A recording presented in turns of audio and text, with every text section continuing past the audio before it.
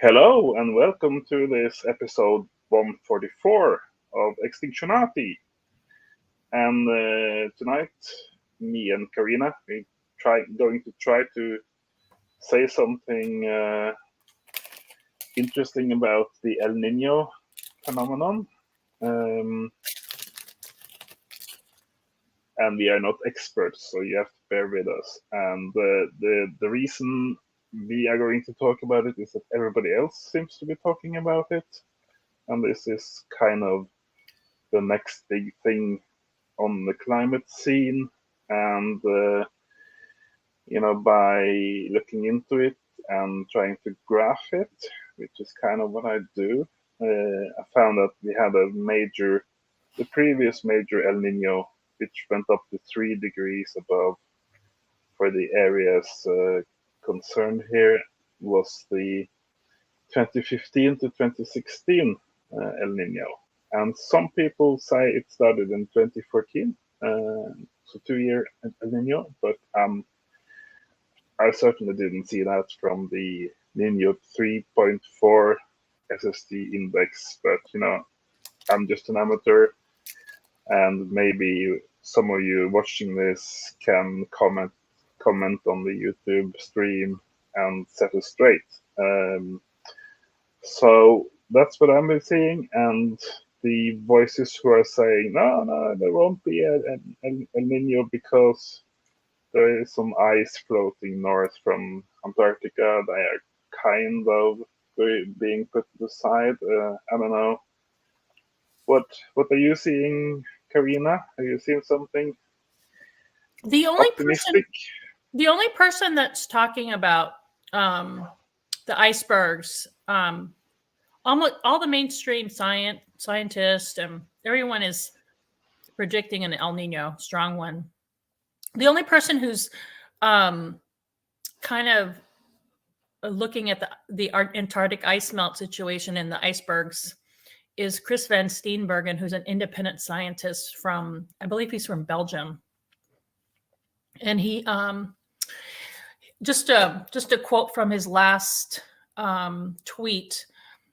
It's a real quick quote. The point is that whenever large icebergs approach 60 degrees south, 50 degrees west, the Nino indices, I think it's indices, begin to fall. But the reason why this happens is still unknown so far. We keep analyzing data. So he seems to still be hanging on to a possibility that we may go back to La Niñas because of all the ice inertia coming from the melting of Antarctica. And it's basically Antarctica is really starting to it was very, it's been a very quiet area, but it's in the last 2 years, it's really starting to get loud down there. And yeah. For real. I have tried to look at the connections between the polar ice caps and the El Nino. And what I found was maybe most interesting for Antarctica because, there used to be a time when all the climate deniers would say, but what about Antarctica? What about Antarctica? Because the sea ice down there was kind of trending upwards until about 2015. And then you got the big Super El Nino 2015-16. And then actually you got to a new all-time low for sea ice in Antarctica in 2016, I think it was. At least that's what I saw last night, and I think I remember. But what happened was that we also got an all-time low for annual average sea ice extent in the Arctic up in the north in 2016. So that seems related. I couldn't really say if it is related, but it seems related because the graph for the sea ice sort of turned very sharply in midsummer in May or June or something of 2015. seemingly without any specific reason. And then came down to the next year after that, the sea ice volume, the thickness, also um, got recorded an all-time low for the whole year averaged for sea ice in the Arctic. So these things seem related, and it's not without reason, because the El Nino, even though it's sort of measured to the west of the coast of Peru in South America, it has repercussions for the monsoon in India, and droughts, drought or flooding in Australia, and all kinds of sort of climate extremes all over the planet. At least that's kind of my impression. And these things, even though they come regularly, like every 5 or 7 years or something, or irregularly, but at that kind of frequency, it's a pretty long time ago uh, for for us people. I can kind of sense, because if in my case maybe I started following the Arctic situation in 2013, 10 years ago. That means it's only been one big El Nino, or two if you count the 2018-19, which was a smaller one, during our time as kind of followers, right? So for most of the people watching this thing, it may be the first ever El Nino while they were caught on to the abrupt climate change sort of bandwagon. Yeah. Do you think that, because I know you've been following, I followed your work so closely. And when we think the things were warming very quickly until we got this triple dip La Nina, and in the last, since 2020, and the Arctic kind of, it seemed like it was hanging on, the ice was hanging on, because of this triple dip La Nina. Do you think that if we do go into this very strong El Nino, with all the sea ice volume loss, it's my understanding that in the September, October timeframe, we've lost already 80% of the ice, the volume. Do you think that if we go into a strong El Nino, do you think we could have a BOE? Yeah, certainly. I think that's a very valid question. I do, however, think that it's more likely in the coming year, in 2024. Yeah. Less just because the full 3 month El Nino, they base it on three consecutive months, and so the full El Nino won't be declared, I think, before, let's say, May, June, July.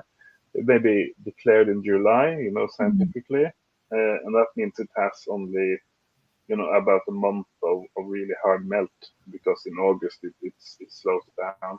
Mm-hmm. So I would say that it's less likely that it will happen, and it will be below 1 million square kilometers in 2013 September, because it's just you would have to sort of start working on the melting at an earlier stage in the year.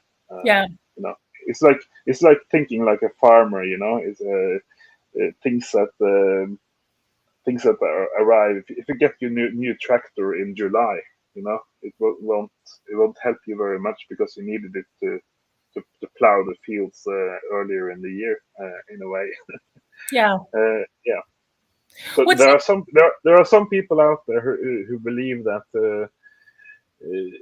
even if the September ice is still sort of plenty, it can still happen in October, November. No, it can't, because it's the Arctic. It gets cold, and Yeah. the sun goes away. So it's kind of you have to sort of understand how nature works, and how cold and warm works. You can't just put up your spreadsheet and say, but if it melts this and this much in November, no, forget it. But what about a lot of the heat is below it? The Arctic Ocean is different to the rest of the oceans, where it's warmer below and colder above. There's all the heat blobs, all that warm water coming in from the Atlantic. With you've got Atlantification in the Barents Sea, and yeah, so you have all that warm water coming in. So, I mean, so even though it does get colder and the sun there's less sun, couldn't that water below with those heat blobs are moving up, they're moving higher and higher up. Yeah, you're absolutely right. And there's a saying that the Arctic Ocean already has many times over oh yeah, and the energy it needs in order to melt all the ice at any time. But it's sort of the salt and temperature stratification, the different layers of the Arctic Ocean that makes it stay put, stay down. But absolutely, if you got a terrible topsy-turvy storm event or some kind of super hurricane up there during the start of the El Nino or something, then it could happen. And with the ice as thin as it is these days, it's absolutely possible. You also have the blowout effect that if you get the right pressure and wind systems, you can actually blow out all the ice down the Fram Strait between Svalbard and Greenland, right? So you could kind of lose most of the ice even without melting it in place. You can just blow it down to warmer waters. So there are absolutely many possibilities, but I think one of the things we need to learn from the Chris Stenbergen thing is that don't expect the fantastic. Don't if you hear I don't even know what it's called in English. The feet of the horses is an expression. If you hear hose, don't expect zebras. Expect horses. So if you're in a northern place anyway. Yeah, the reason why Chris Van Steenbergen's tweets have intrigued me, because normally he's by this time he would be just focusing on the Arctic, but he's really latching on to this, and because also the Antarctic, the ice melt the rate has really gone up in the last 2 years. So he's seeing things that are very different to prior to 2 years ago. So another thing is, when reading Hansen's book, in his paper too, he's always talking about this ice inertia, So that's why I'm also intrigued by, and why Hansen's timelines are so conservative, and why isn't Hansen so worried about the Arctic, Or he may be worried in private, but in public, he doesn't really. He looks at Hansen looks at more the whole system. Like, he doesn't go into specifics that much, except for aerosols. That's where he goes more into specifics. But but when it comes to he looks the rest of the stuff. He kind of looks in a very big picture way, Yeah, I think it's the data is kind of lagging. I'm looking at the ice sheets themselves, or the Greenland and Antarctic land ice, the glacier ice, right? Yeah. And so at the moment in data we are in November. That's the latest data point for the ice sheets. So things are not published the same time it's measured. So at the moment, we actually have, if you look at Antarctica, which is negative melt. So Antarctica is actually, over the past 12 months, it's gained ice and snow, and the Greenland has lost about the same amount that Mhm. Antarctica has gained.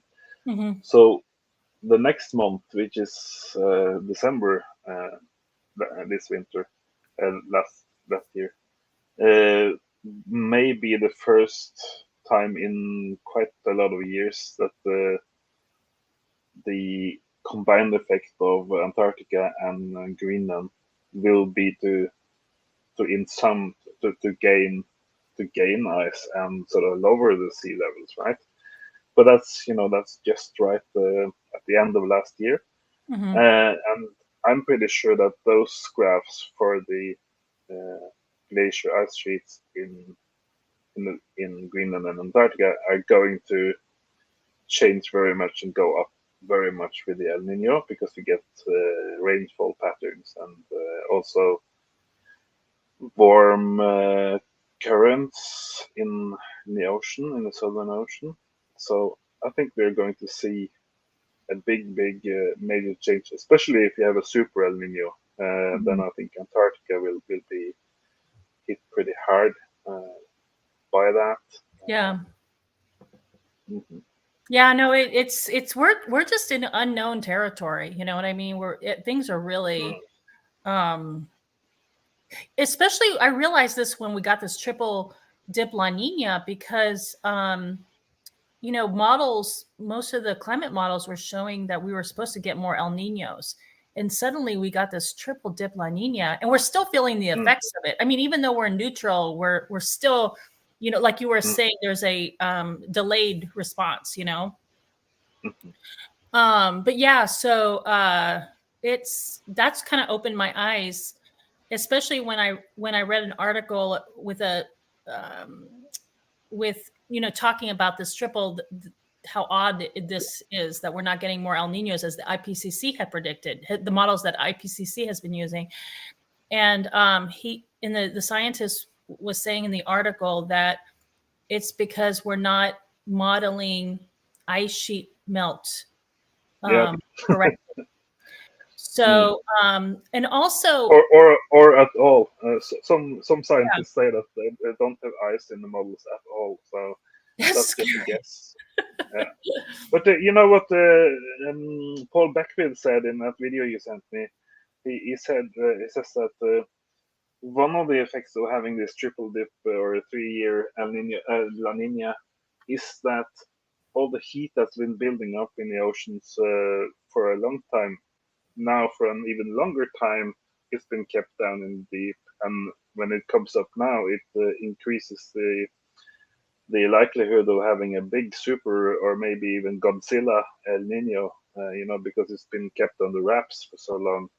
Now it comes up, and yeah. So what does it mean for the larger collapse of economies and civilization?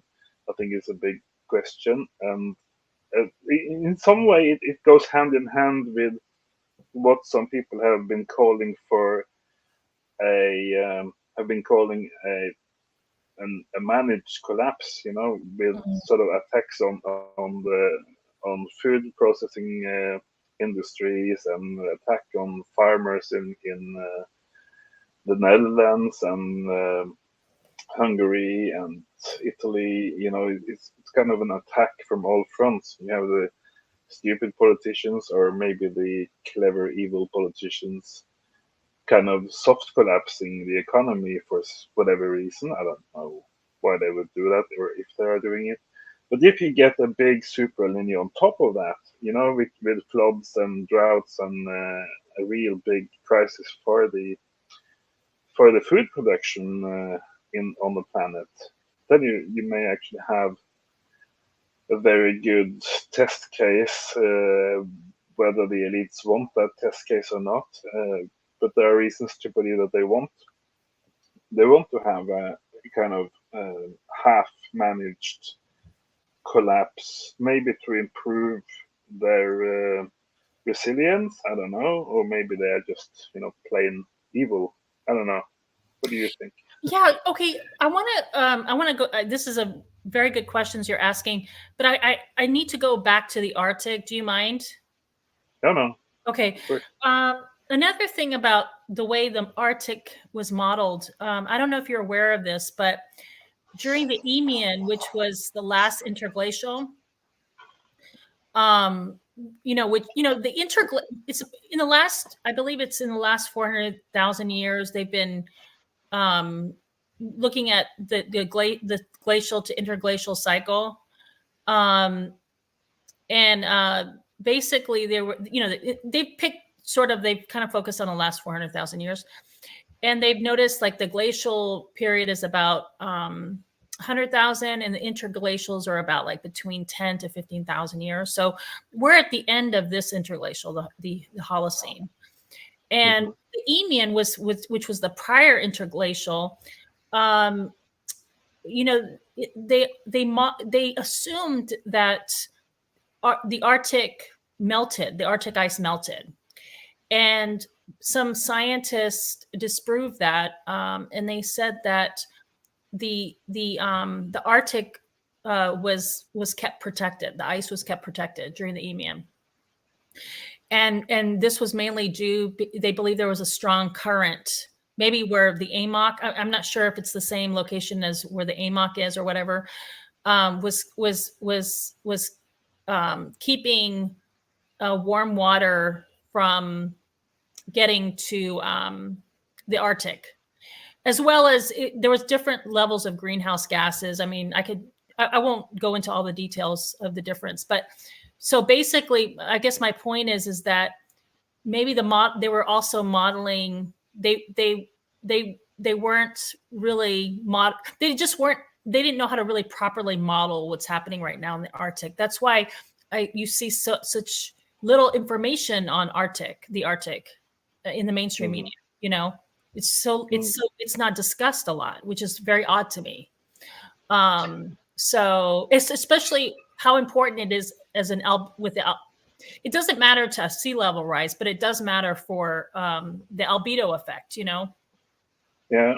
So I just wanted to mention that. But I can go, maybe next time I'll have more information. I'll put together more information on the details of that. But so going back to what you were talking about, did you want to say anything about what I just said, or do you want to start talking about the collapse? Yeah, both.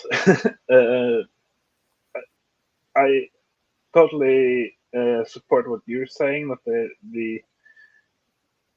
a part of it is science itself, but the other part is kind of popularized science, or what the media say about it. And at least for the latter, you have a very strong tendency for controlling the message in a way, and it goes all the way to even pyomas in at the Washington University, where you live. They are the ones who have the ice thickness or volume model, right? And when they update their numbers every month, they put a spin on, they put a narrative on sort of what's happening. And one of the things they do is that they include a very short-term, cherry-picked number of years, 12 years from 2011 to today. So they write every month. They write that there is no visible or significant trend in the sea ice for the Arctic for the past 12 years. And then they don't explain to people why they picked those 12 years in particular, because the meteorologists at the WMO and stuff, and sort of national meteorologists all over the world, they use 30-year periods for anything climate related, because you have this natural variety where 1 year is hot and one is colder, and you have the El Nino on top of that. So yeah, so they don't sort of.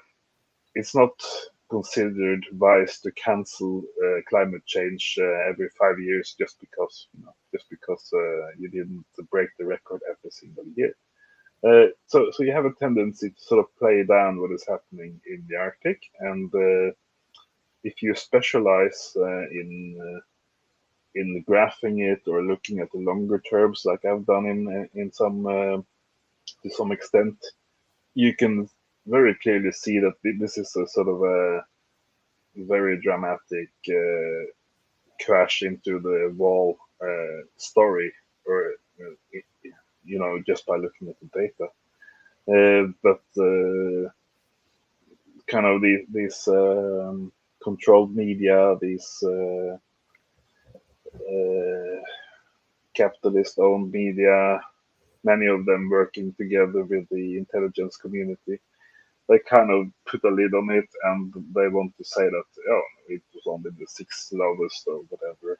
So they kind of give you a different impression of it. And one of the main ways they use when they do that is to just focus on the last 3 years, last 5 years, last 8 years, last 12 years, and say that no, it seems there's been a pause. It stopped collapsing. The ice is doing fine, and there's a recovery. They use all of these kind of words, and sometimes it feels like they are getting paid by how many of these pause and recovery words that they use. It's like they're looking for a big payday when they can sort of feed the climate denial narrative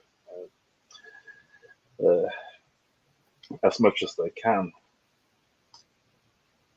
So that's it's very different from what's really going on. And then going back to Hugh, I learned so much from Lord Hugh. He also said they have to make it look like they're in control. So they have to make it look like they have climate in control. Mm-hmm. Like, you know what I mean? But we're really in uncharted territories, and they don't want to admit that. Yeah, that's the way I understand it. And like we've been talking about on this show for many months, what would happen if everybody understood or realized that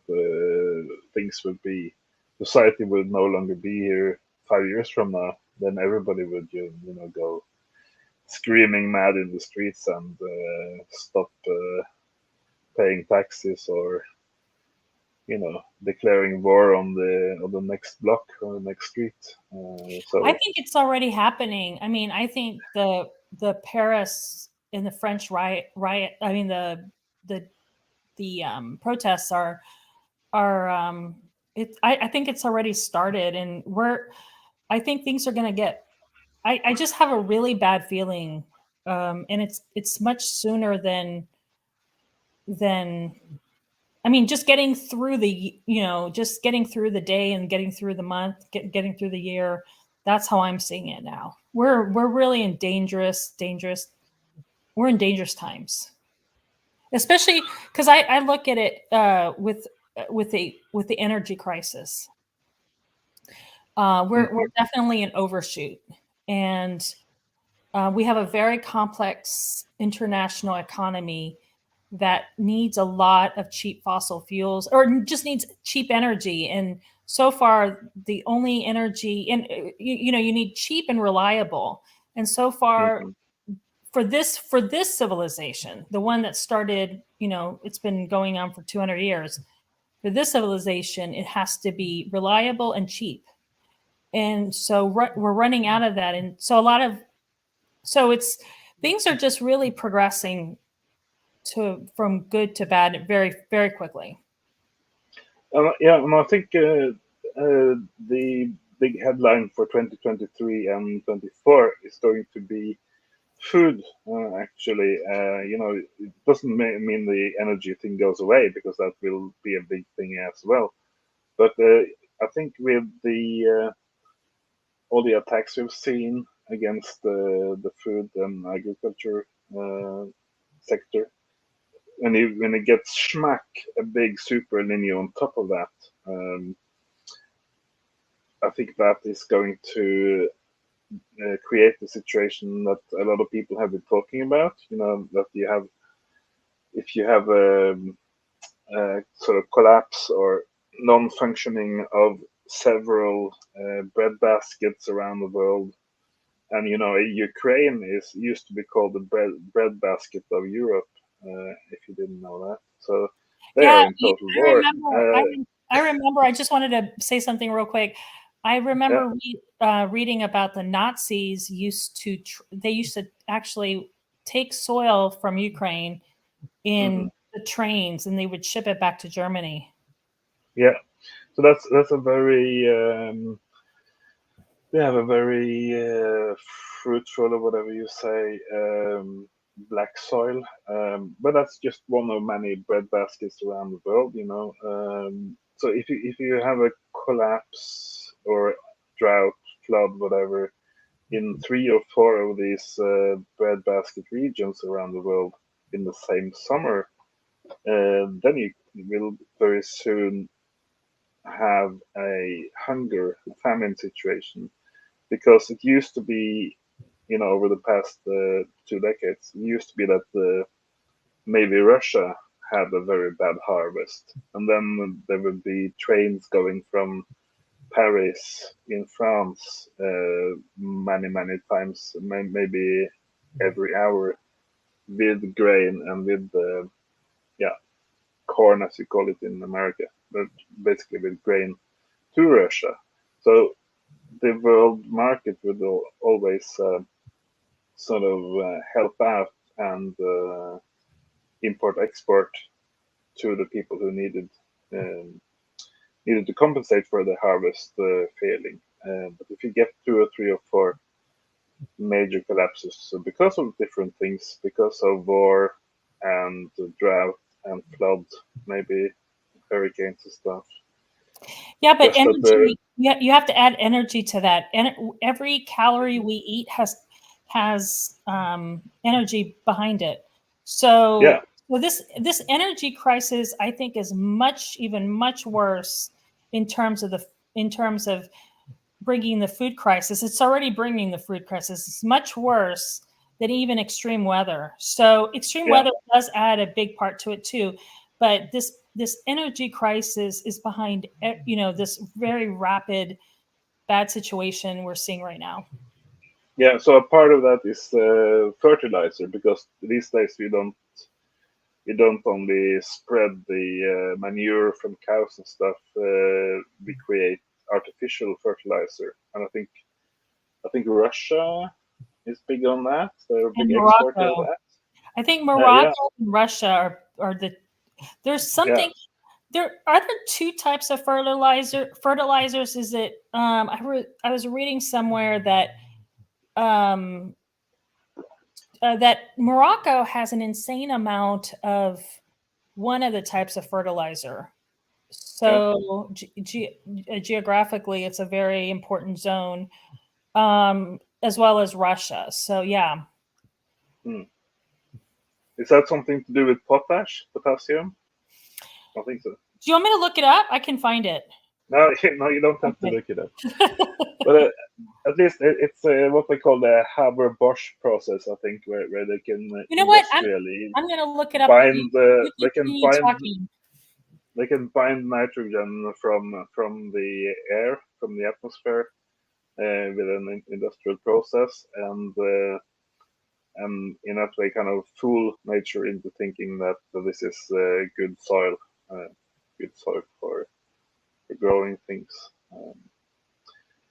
So I think maybe we may see a collapse of international society in terms of import and export of foods, and maybe import and exports of fertilizer. That may happen in 2023, and that will at least it will fulfill my definition from 5 years ago or something. Because if you have to sort of put a line in the sand or a milestone, hard milestone for when we have collapse of civilization, one way to define that would be that international trade breaks down, that there is no longer shipping between the continents and everybody is sort of out for themselves to save themselves.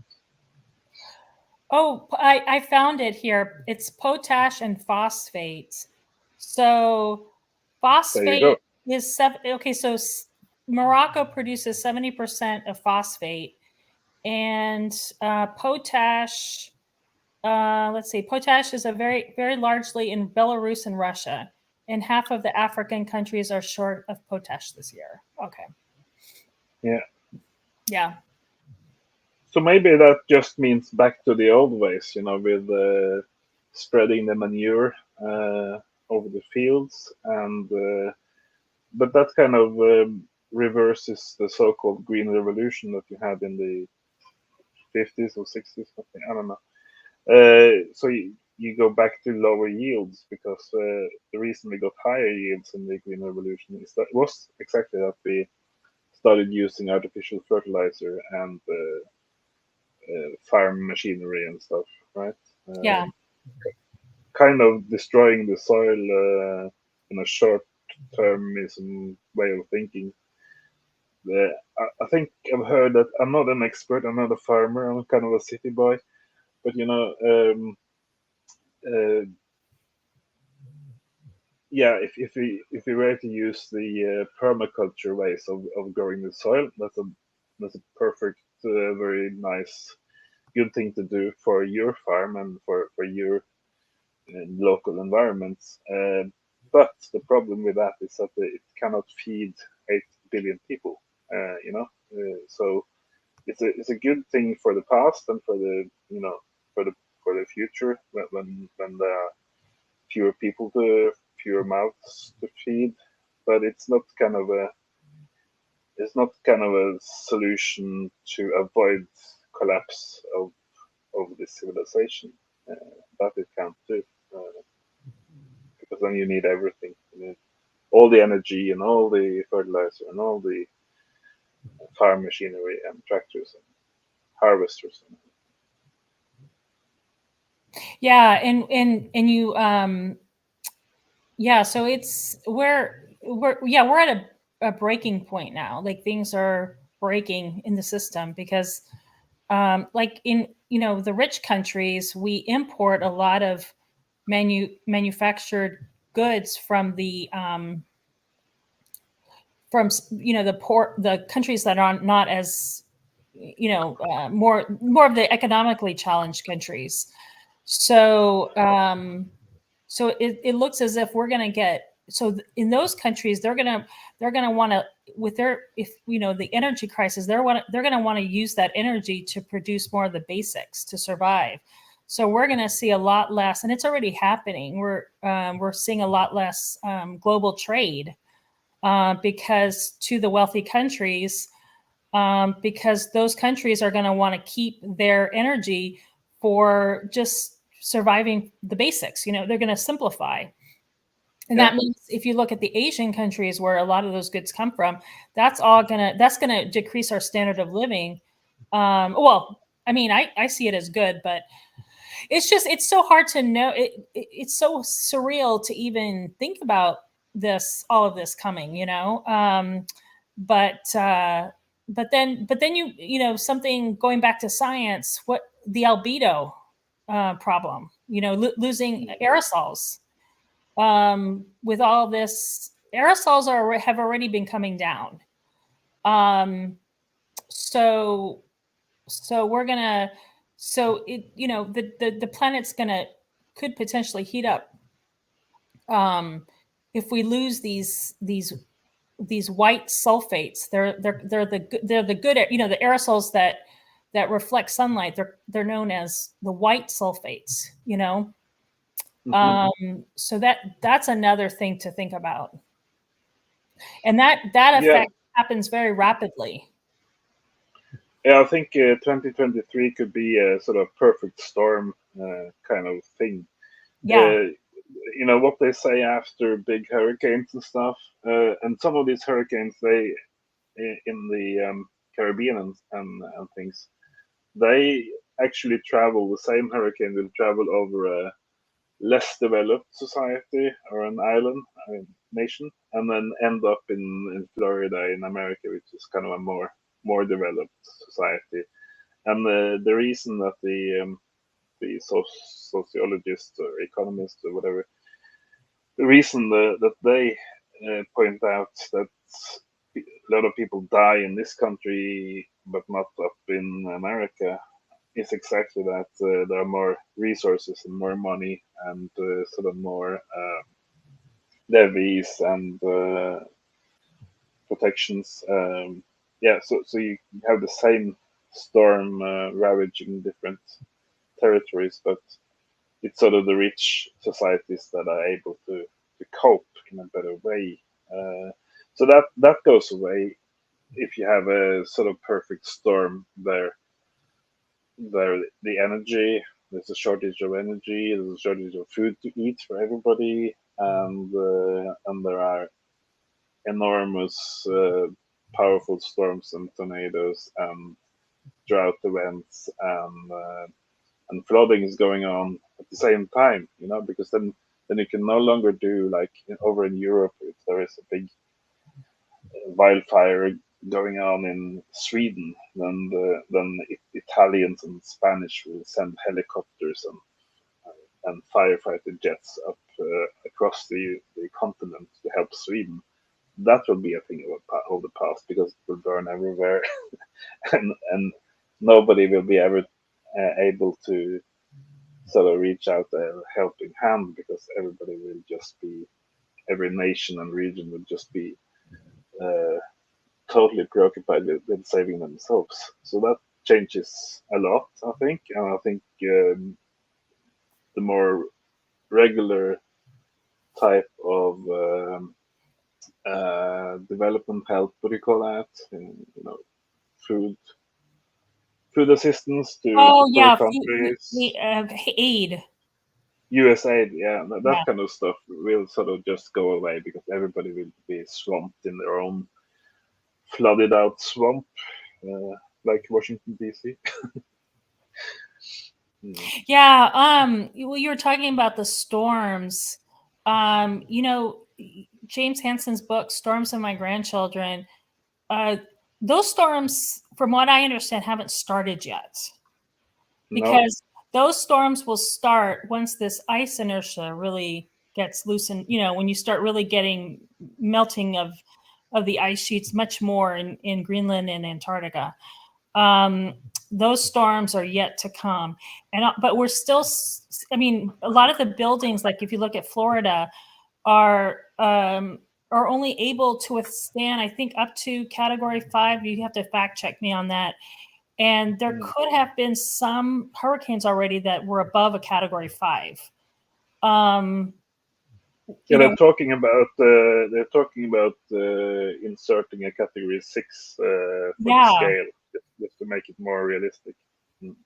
Yeah. So Florida has gotten lucky because some of those hurricanes that may have hit the Caribbean were above Category 5. I can't recall which ones, but yeah. So but the storms of my grandchildren have not started yet.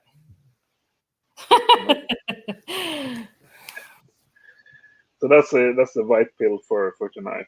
Yeah. At least that hasn't started. Yeah. So I don't know. It's a big picture, and what do you think will happen with the Russia-NATO conflict in the midst of El Nino and all of these things? Do you think the politicians will rise up and realize that they shouldn't be fighting and make peace? I think the politicians are going to have to retreat to their bunkers because their whole, there's nothing they can do to fix this. This is, the best thing they can do is just get out of the way. I think, if anything, I think federal governments are going to collapse, and I think there's going to be much more regional governments. However, I don't know how this energy situation is going to play out, because countries are going to have to really rely on their neighbors, and countries that have energy are going to be, even if they don't have food, they'll be able to trade their energy. So it's just really hard. I don't know if the governmental infrastructure can stay as it is, because it's based on another economic system that is collapsing. So but I do notice, though, that people like Putin is much more. He got his PhD in energy. So he wrote. I think he wrote his PhD on this. What collapsed the Soviet Union was a mismanagement of energy. So he understands energy. He's the leader that understands energy the best. And so, so yeah, he's probably, he might have plans on, what to do in his own country or whatever. China's got a big problem because they have so many people. I know they've been buying a lot of food reserves, a lot of rice and grains. They've been, there's been so many articles about that in the last years, because they have so many people to feed. So it's really hard to know how this is all going to unravel, but for sure, like the whole neoliberal economic system. I mean, those people, the leaders, they think in neoliberal ways, and that's all going to collapse, and they're just going to have to just leave. I mean, unless I don't see any other way. I mean, I think what's interesting is Macron. He gave a speech last year to the French people, saying that the age of abundance is over, and that we have to start getting ready. Because of course, the French people are ahead of everyone in the wealthy countries. Not, in the Western wealthy countries, the French are ahead in terms of protesting. They're the leaders in that. So he had to start being upfront with the citizens of France. And but however, I think what's making so many protesters upset right now is that they're not doing anything. The rich aren't, the very wealthy are not being asked to make any sacrifices. So, but at least Macron is sort of like, he's trying to break ties with the U.S. And so because he knows that they're going to have to rely on Russia for their oil because of geographics. You know what I mean? I mean, shipping of LNG from the U.S. can only last for so long. You need cheap and you need reliable. So, yeah, I think some of the countries that are looking ahead are able to break from the U.S. are doing that. Like for example, there's a couple of other countries in Europe that are realizing that they better start breaking away, because they're going to need that energy from Russia. You know what I mean? Yeah, like Italy. I was this week. I was at the U.S. embassy here in Nuuk, here in Greenland, and it's kind of like stepping into a different world from the world that you and I are talking about, right? Because in that sort of normie world, you don't have these problems. You only have those problems. You only have the conflict in Ukraine and stuff. So there was a lot of talk about sort of the Siberia and the Northeast Passage for goods and transport, and it kind of got me thinking, because there are so many sort of unrealistic narratives or unrealistic plans for the future, right? You have this big new Green New Deal thing in Europe and in Washington.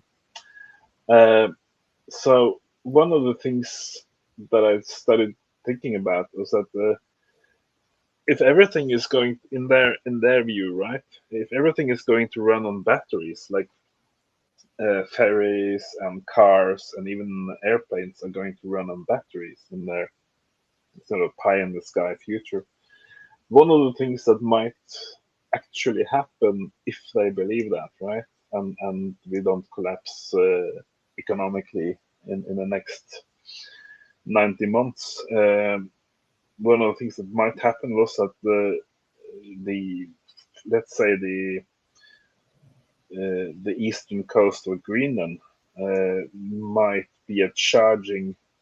If you build hydropower dams and hydropower stations, you could actually see hydroelectricity being produced in regions where nobody lives, and that electricity could be used to charge batteries for export to other countries. That is one possibility, because Greenland has said a definitive no to oil and gas exploration, so they won't even look for it.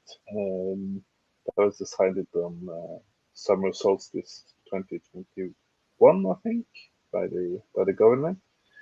But they are planning to join the Paris Agreement for some reason, and they are planning for trying to be a part of the sort of so-called green economy. Um, yeah, so you could actually see an even more extreme version of that vision for the future would be that Greenland could use its plentiful resources of rare earth minerals to produce. You could actually produce the batteries in Greenland and charge them by hydroelectricity, because what we have is a lot of meltwater. I'm sure you know from the nature. The problem with that is you need cheap fossil fuels for green energy. So as we run out of cheap fossil, and that's part of green energy is part of complexity. And right now, the challenge um, is just going to be we're going to be losing complexity, because complexity is very hungry for cheap fossil fuels, and there's just not enough. So I could see them turning to hydroelectric, but just for the local areas, but not for this. I mean, that's just hopium for batteries. Um, Yeah, I think you could enter into that discussion that you have. Greenland is still sort of under the Danish Queen, and you also have traditionally you had Norwegian royal power over Greenland. So you have the North Sea and the Norwegian Sea oil fields that are very close by Greenland. So you could have a kind of a Nordic cooperation where you have enough fossil fuels to make the big green transition with hydroelectricity from Greenland. Because there is already talk about Greenland producing hydroelectricity for other countries, but they're then kind of thinking about exporting that electricity through undersea cables, right? But yeah, I'm not saying yeah, this will happen, but it's just one of the things that might happen if it doesn't come yeah, crashing down in the near exactly. Yeah. future.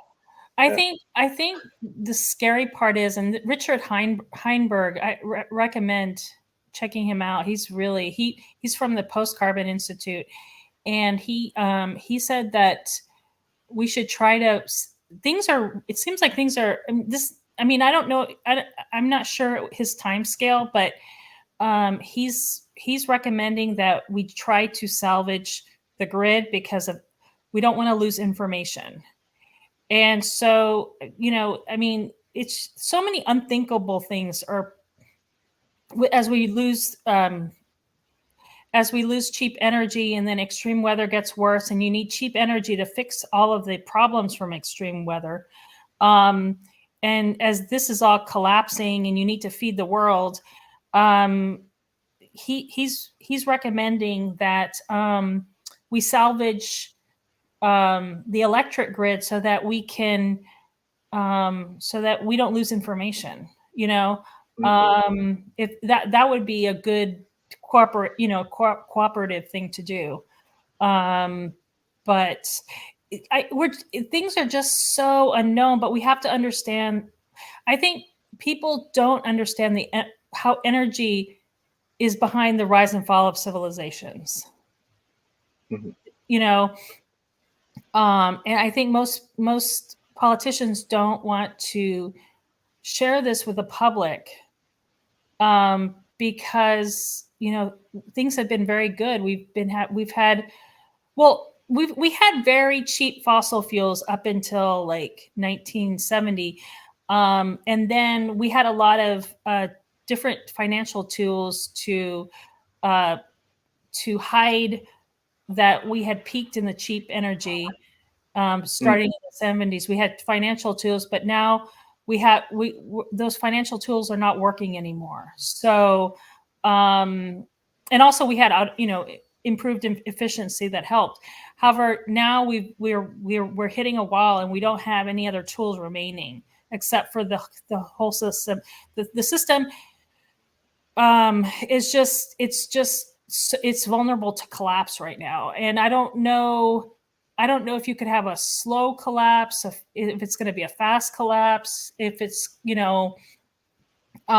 if things are just things are going to naturally just with energy, is the energy going to go to things that are more necessities? Is that going to just naturally happen? And who knows? You know what I mean?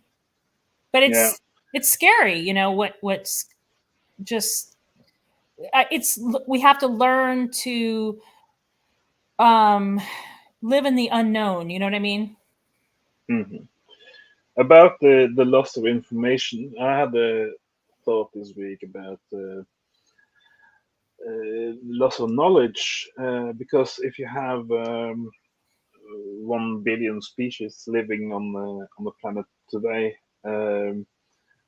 each of these species, they have a knowledge that goes back millennia and millions of years, in how to live, not how to live morally or ethically, but how to find food, how to find rest, how to engage with the rest of the ecosystems. And that is kind of the big, mega, super big story, is that we're going to lose knowledge as a collective of life forms on this planet. We're going to lose knowledge big time. If you lose the squirrel over there and the deer over there, and the salamander, we're going to lose knowledge in a very big way. And you have the ecological effects of what's that called, an avalanche of species loss. If you lose these and these key species in an ecosystem, then all the other ones go, or most of the other ones go, because they were dependent completely on that salamander, or on those mosquitoes for feeding their young.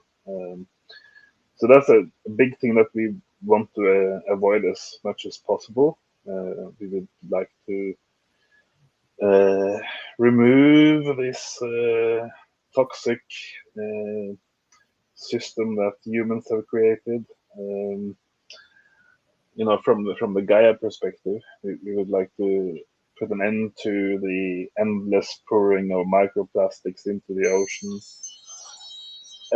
Because if we don't, then everything is just we're going to lose all the knowledge, and there will only be sort of lichen again left.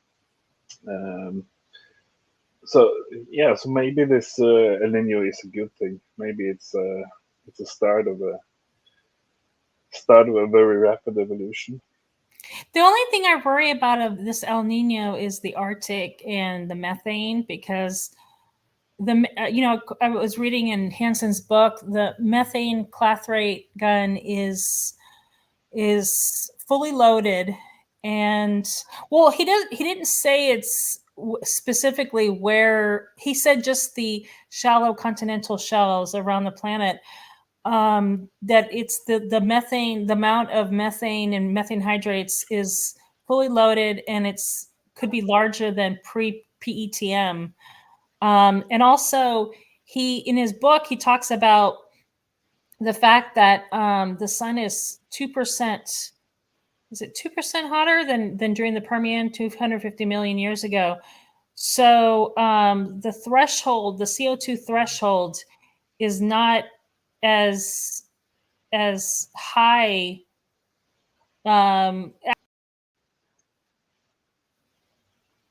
so basically, the CO2 threshold that the Permian, in terms of the vulnerability of the planet going into uh, going into lifelessness, you know what I mean, is is is higher now because the sun is 2% hotter than the Permian.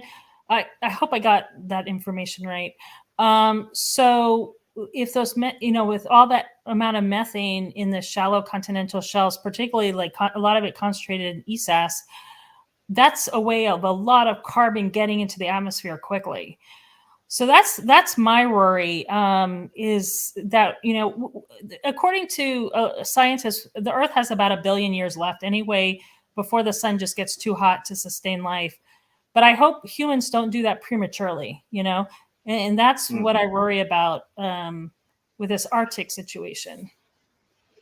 Yeah, I saw some over the past month. I think I saw some formulation of a narrative where the oceans would vaporize in the far future. If things run away with the warming.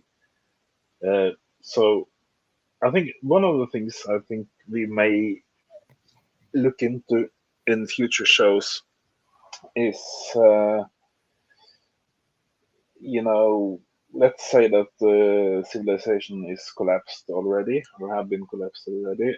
Uh, how how bad is it going to be uh, with the warming and all the other effects of civilization for the rest of the species, right?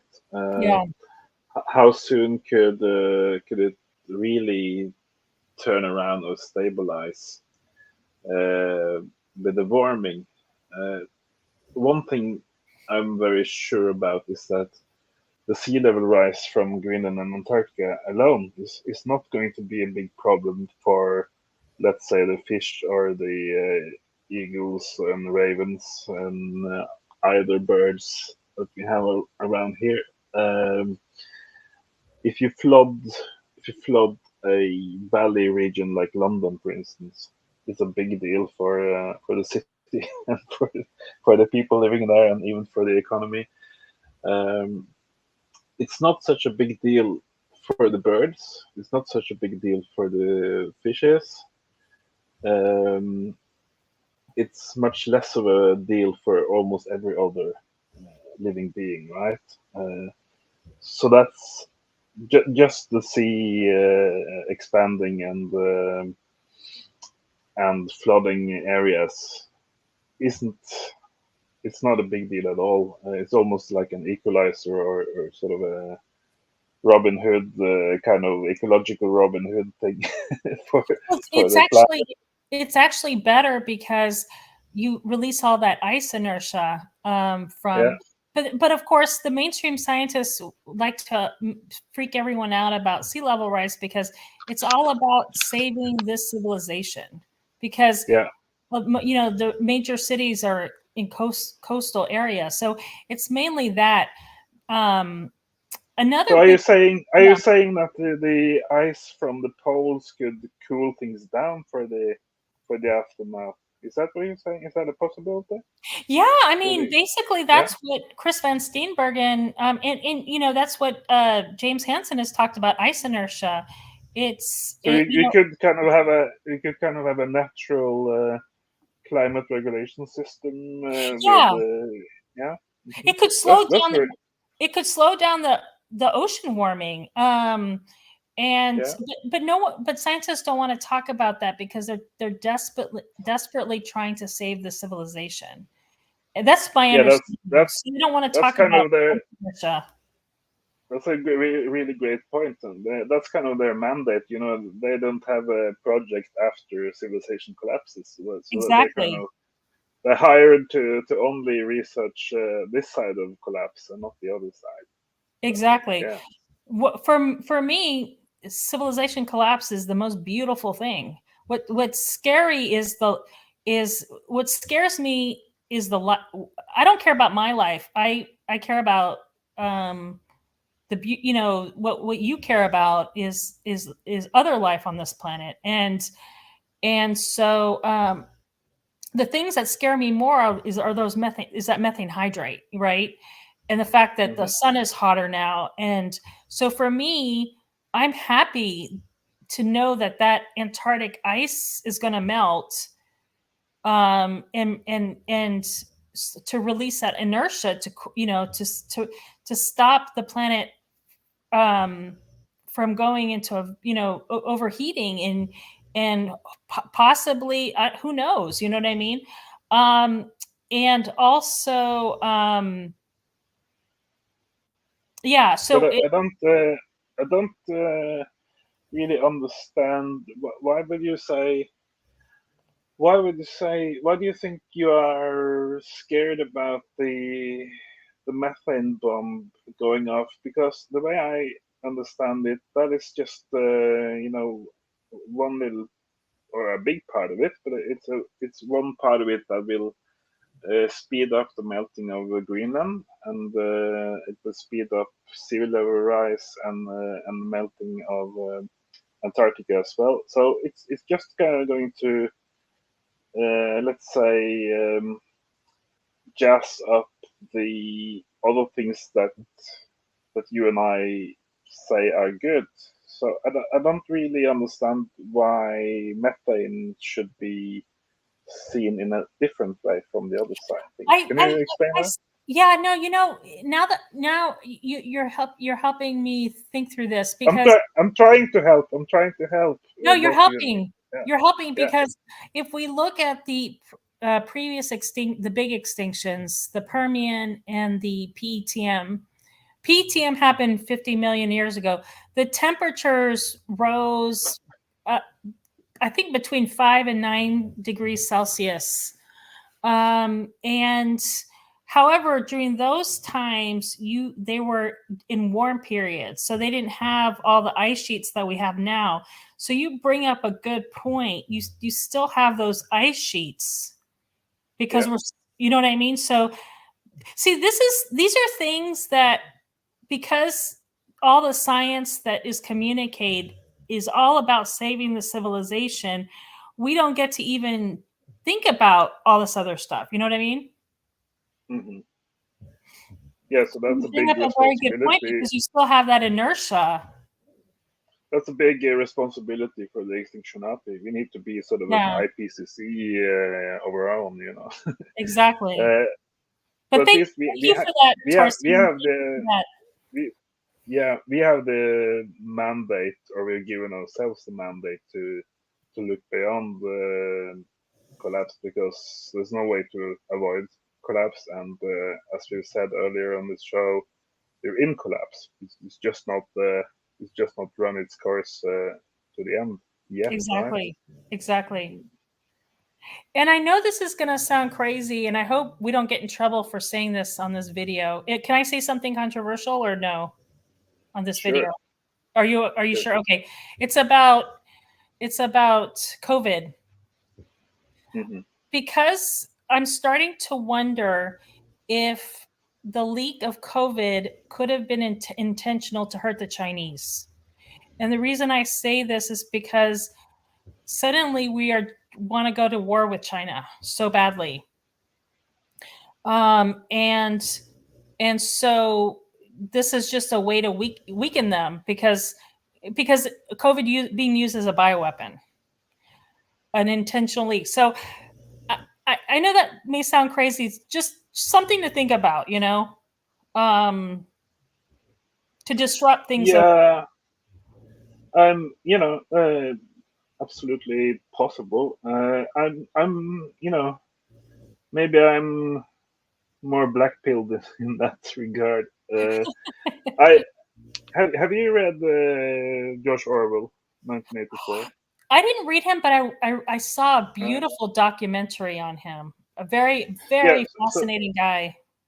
So what I'm thinking about is, in that novel you have sort of East Asia and Oceania um, collaborating in the, behind the scenes, and Oh, wars interesting.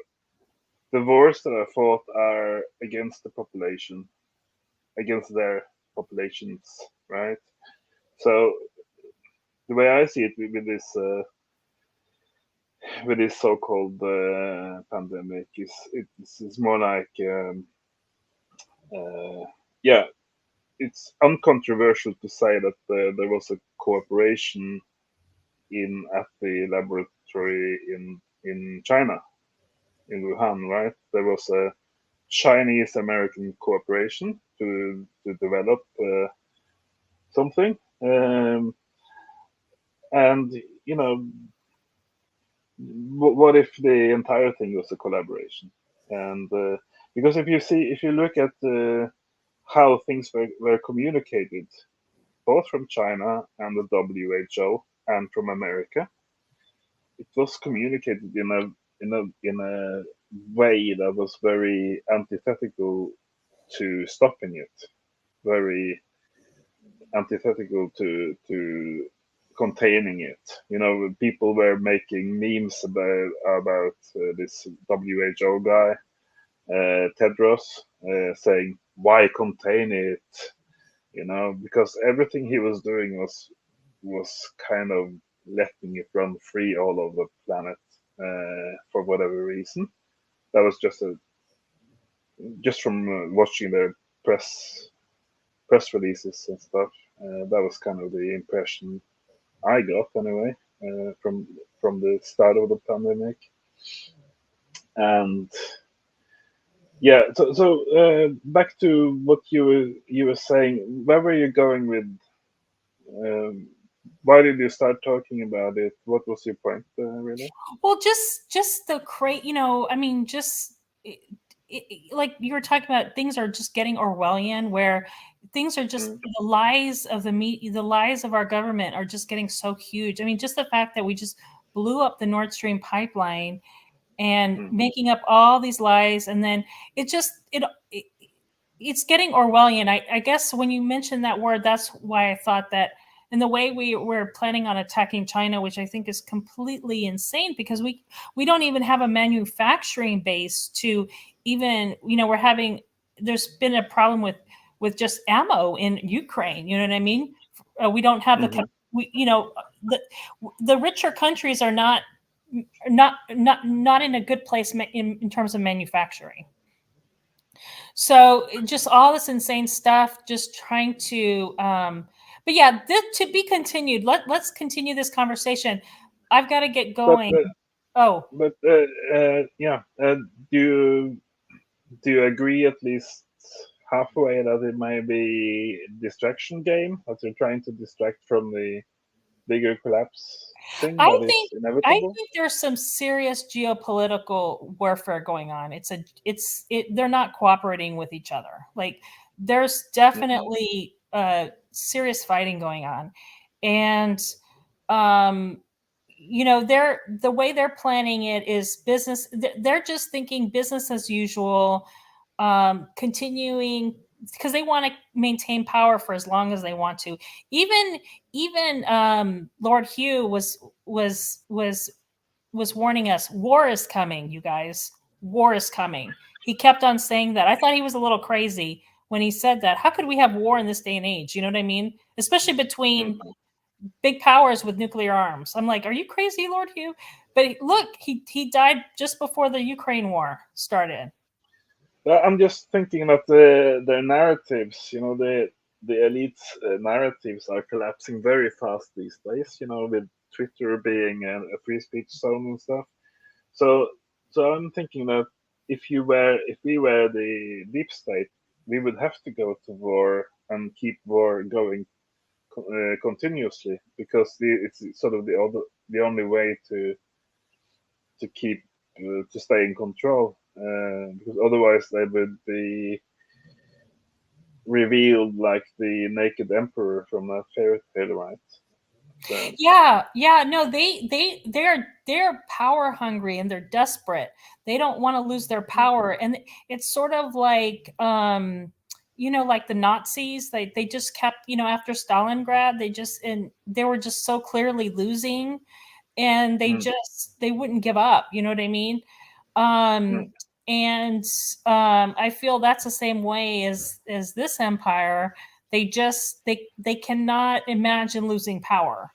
So and even as everything is just collapsing, they don't want to lose their power. You know what I mean? Which I mm. think that the craziness is. I don't think it's it's they're truly trying to. They're freaked out because they're probably afraid that the Russians could do an EMP attack or something, or some kind of attack um, to the U.S. and come and take the resources of the U.S. You know what I mean? Because we produce most of our own um, oil, and any country with some of the advanced weaponry, who knows what they could do? You know what I mean? So this is getting very serious and a lot of it is a fight for energy and resources. Yeah. Just before you go, Yeah. I was thinking about the expression with face mask. Calling we might call the Green New Deal and this new green industrial revolution.